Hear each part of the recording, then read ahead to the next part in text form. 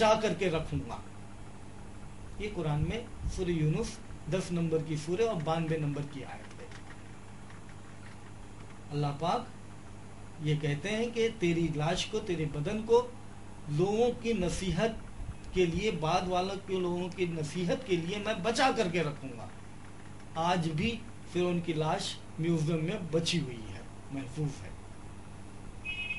اور آج کل تو موبائلز کے اندر پھیلتی ہے، کچھ لوگوں نے دیکھی بھی ہوگی، پھر ان کی لاش کو دیکھی بھی ہوگی. تو یہ آیت قرآن میں موجود ہے. یہ آیت جب مورس بکیل کو دکھائی گئی تو اس کو بڑا تعجب ہوا کہ ارے یہ قرآن میں پہلے سے موجود ہے، یہ تو ابھی ہم کو معلوم ہوا ہے. تو اس کو اتنا شوق پیدا ہوا کہ اس نے عربی زبان کو پڑھا دیکھنے کے لیے کہ قرآن میں کیا کیا ہے اور کیا کیا ہے قرآن میں. کون سی عمر میں؟ 50 سال کی عمر کراس ہونے کے بعد. یہ صحیح ہے کہ بچپن میں زبان سیکھنے میں آسانی ہوتی ہے، لیکن کوئی بھی عمر جو ہے اس کے لیے معنی نہیں ہے، رکاوٹ نہیں ہے. جب ایک غیر مسلم، فرینچ فرجن غیر مسلم جس کا عربی سے کوئی واسطہ نہیں، فرانس کا رہنے والا، وہ عربی زبان کو وہ سیکھ سکتا ہے اس لیے کہ دیکھیں کہ قرآن میں کیا کیا ہے. تو ہم تو جانتے ہیں کہ قرآن ہماری ہدایت کے لیے اللہ کی طرف سے ہے، تو ہمارے اوپر تو اور ذمہ داری بنتی ہے کہ اس کو ہم سیکھیں، اس زبان کو. اور اس نے زبان کو سیکھنے کے بعد میں بہت بڑی کتاب لکھی، دا Bible, the Quran and science. ایک کتاب انگلش میں لکھی، دا Bible, the Quran and science. اور اس کتاب کے اندر ثابت کیا کہ بائبل کے اندر جتنی بھی باتیں سائنس سے متعلق ہو سکتی ہیں وہ قابل قبول نہیں ہے، لیکن قرآن کے اندر جتنی بھی باتیں سائنس سے مطابق ہیں وہ 100% میچ کرتی ہیں سائنس سے. اس کتاب کے اندر the Bible, the Quran and science, Maurice Bucaille کی ایک بہت ہی مشہور کتاب ہے.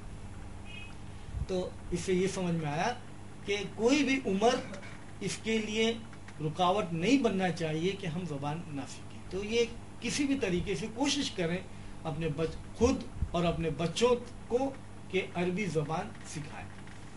لیکن ابھی یہ ایمرجنسی ہے کہ ابھی فوراً تو عربی زبان آ نہیں جائے گی.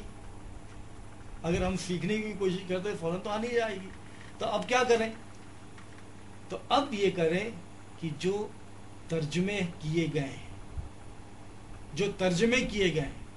اردو میں ترجمے موجود ہیں، انگریزی میں ترجمے موجود ہیں، گجراتی میں ترجمے موجود ہیں، مراٹھی میں ترجمے موجود ہیں. جو ترجمے کیے گئے ہیں تو اس ترجمے کو پڑھیں. یہ ایمرجنسی، جب تک عربی زبان نہیں جانتے، حالانکہ ترجمہ بھی ایک دم اس کا بدل نہیں ہے قرآن کا. سچی بات تو یہ ہے، قرآن ہے اور ترجمہ ہے. قرآن اللہ کا کلام ہے اور ترجمہ جو ہے یہ انسانوں کا کلام ہے. قرآن اللہ کے کلام کو ترجمہ کرتے ہوئے. تو ترجمہ جتنا بھی ہے، ٹرانسلیشن جتنا بھی ہے، وہ انسانوں کا کلام ہے. قرآن جو ہے اللہ کا کلام ہے. تو دونوں برابر نہیں ہو سکتے. تو قرآن عربی میں جو ہے وہ قرآن ہے، ترجمہ جو ہے وہ قرآن نہیں ہے. یہ قرآن کا ترجمہ بولیں گے اس کو. تو بہترین بات تو یہی ہوگی کہ قرآن کی عربی ہم سمجھیں اور اس کو سمجھ کے پڑھیں. بہترین بات ہوگی. لیکن اگر ویسا نہیں ہے تو کم سے کم ایمرجنسی میں یہ ہوا کہ ہم کوئی بھی ترجمہ جو زبان جانتے ہیں وہ ترجمے کو لیں اور اس کے ساتھ میں تھوڑا تھوڑا پڑھیں. قرآن جو ہے ناول جیسی کتاب، جیسے میں بولا ویسی نہیں ہے کہ فراٹے دار ایک دم رفتار میں پڑھتے چلے جاؤ بس. نہیں، ایسا نہیں ہے. قرآن الحمدللہ ایک ہی پیج میں نہ جانے کتنے مضمون آپ کو مل جائیں گے. 2-3 آیت کے اندر ایک مضمون، 2-3 آیت میں پتہ نہیں کتنے مضمون آ جائیں گے. ایک ہی آیت میں کئی مضمون آ جائیں گے. تو قرآن جو ہے غور کرتے ہوئے تھوڑا تھوڑا پڑھنے کی چیز ہے. ناول جیسے سٹوری بک ہے ویسے پڑھنے کی چیز نہیں ہے. تو اس طریقے سے ترجمہ کوئی آپ اٹھائیں اور ترجمے کو لے کر کے تھوڑا تھوڑا روزانہ معمول بنائیں. کم سے کم آدھا گھنٹہ 1 पेज 2 पेज, 1 रुकू 2 रुकू 3 रुकू, इस तरीके से तय करें कि एक वक्त बनाए और कुरान को हम रोजाना पढ़ें और इस नीयत से पढ़ें कि जो हम पढ़ेंगे उसके ऊपर इंशाअल्लाह अमल करेंगे। जो पढ़ेंगे उसके ऊपर हम अमल करेंगे। इस नीयत से एक वक्त बनाए कि हम, देखिए वक्त जो है अल्हम्दुलिल्लाह, ये कहना कि मैं बहुत बिजी हूँ, बहुत मसरूफ रहता हूँ, ये सब धोखा देने की बात है। टाइम का जो मसला है, हर एक के पास में उतना ही टाइम है। 24 घंटा है तो हर एक के पास में 24 घंटा है। जब हम ये कहते हैं कि मैं बिजी हूं, इसका मतलब ये होता है कि मेरे पास में कुरान के लिए वक्त नहीं है। इसका मतलब ये होता है कि मेरे पास में कुरान के लिए वक्त नहीं है, क्योंकि जो वक्त है हम दूसरी चीज के लिए दे रहे हैं। जिसको हम ज्यादा अहमियत दे रहे हैं उसको हम दे रहे हैं। कमाने को हम अहमियत दे रहे हैं, बीवी बच्चों को पालने के लिए हम वक्त दे रहे हैं, दूसरी हर चीज को हम वक्त दे रहे हैं, लेकिन हम वक्त कुरान को नहीं दे रहे। तो हमारा, जब हम ये कहते हैं कि हम बहुत बिजी हैं, कुरान नहीं पढ़ सकते, तो उसका मतलब ये है कि हम कुरान को वक्त नहीं देंगे, हमारे पास कुरान के लिए वक्त नहीं है, और ये बहुत ही बुरी बात होगी।